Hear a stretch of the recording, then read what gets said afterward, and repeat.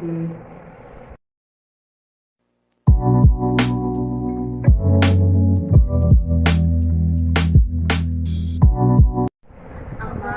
கீழ்ப்படியும் சின்ன பிள்ளைகளாம், அப்பாவுக்கு கீழ்ப்படியும் செல்ல பிள்ளைகளாம்.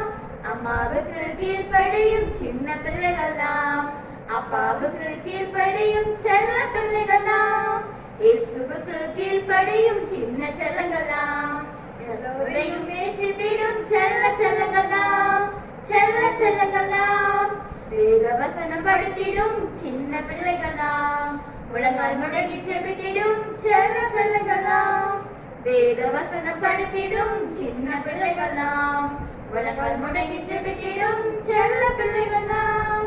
உண்மை மட்டும் பேசிடும் சின்ன செல்லங்களாம், கர்த்தர் இயேசுவை நேசித்திடும் செல்ல செல்லங்களாம், செல்ல செல்லங்களாம். ஹொய்யார ஹொய்யா, ஹொய்யார ஹொய்யார ஹொய்யா, ஹொய்யார ஹொய்யார ஹொய்யா, ஹொய்யார ஹொய்யார ஹொய்யா. தானியேலின் உறுதி, ஆஹா தானியேலின் உறுதி. ராஜ உணவை திங்கவில்லைங்க, ஆனா கொழுத்த புஷ்டியாய் மாறி போனாங்க. ராஜ உணவை திங்கவில்லைங்க, ஆனா கொழுத்த புஷ்டியாய் மாறி போனாங்க. தீர்மானத்தின் உறுதி, ஆஹா தீர்மானத்தின் உறுதி, தீர்மானத்தின் உறுதி, ஆஹா தீர்மானத்தின் உறுதி. ஒய்யார ஒய்யார ஒய்யா, ஒய்யார ஒய்யார ஒய்யா, ஒய்யார ஒய்யார ஒய்யா, ஒய்யார ஒய்யார ஒய்யா. ஜபத்திலே உறுதி, ஆஹா ஜபத்திலே உறுதி, ஜபத்திலே உறுதி, ஆஹா ஜபத்திலே உறுதி. சிங்க கபிகளை தள்ளிவிடாம, ஆனா சிங்க அவனை ஒண்ணு செய்யல. சிங்க கபிகளை தள்ளிவிட்டாங்க, ஆனா சிங்க அவனை ஒண்ணு செய்யல. நம்பிக்கையின் உறுதி, ஆஹா நம்பிக்கையின் உறுதி, நம்பிக்கையின் உறுதி, ஆஹா நம்பிக்கையின் உறுதி. ஹொய்யார ஹொய்யார ஹொய்யா, ஹொய்யார ஹொய்யார ஹொய்யா, ஹொய்யார ஹொய்யார ஹொய்யா, ஹொய்யார ஹொய்யார ஹொய்யா.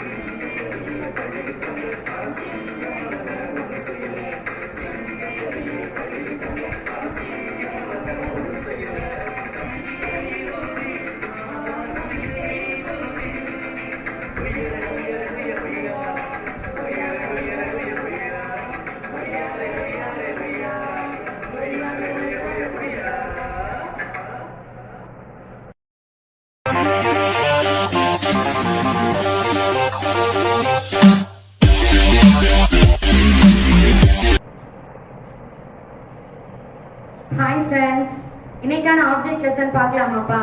ஓகே, அதாவது எப்படி அப்படின்னா ஜெபத்துல கர்த்தரை நம்ம எப்படி இறுக பற்றி கொள்ளலாம் அப்படிங்கறத பத்தி ஒரு 2 காரியமா ஆப்ஜெக்ட் லெசனா பார்க்கலாம். ஓகேவா குட்டீஸ்? ஓகே, இப்ப கேமரா முன்னாடி என்னப்பா தெரியுது? ஒரு கல்லு. அந்த கல்லு பெருசா தெரியுது. அந்த கல்லு மட்டும்தான் தெரியுது. எந்த பக்கம் பார்த்தாலும் அந்த கல்லு மட்டும்தான் என் கண்ணுக்கு தெரியுது. ஆனா இப்ப அதே கல்ல நான் கொஞ்சம் தள்ளி வச்சு தூரப்படுத்தி பாக்குறேன். கல்ல பக்கத்துல வச்சு பார்த்தேன்.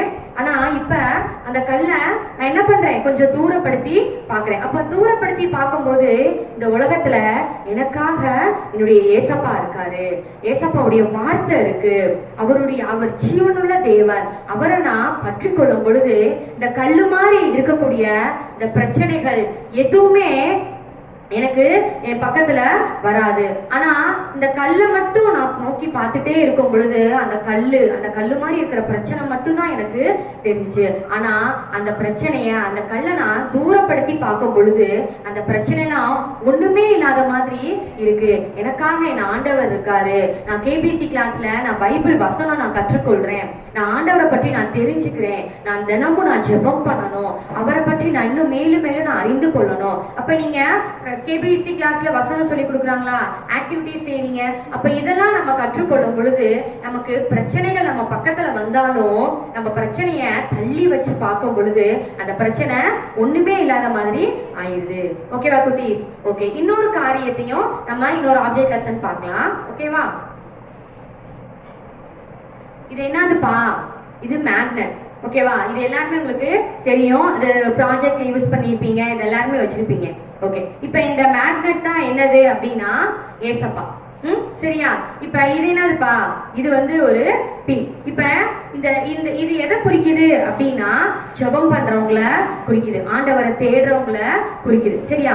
இப்ப இந்த ஜெபம் பண்ணிட்டு ஆண்டவரை தேடுறவங்க, ஆண்டவருடைய வார்த்தையை கேட்டு அதன்படி கீழ்ப்படுகிறவங்க என்ன பண்றாங்க? இந்த மேக்னெட் பக்கத்துல அப்படியே கொஞ்சம் கொஞ்சமா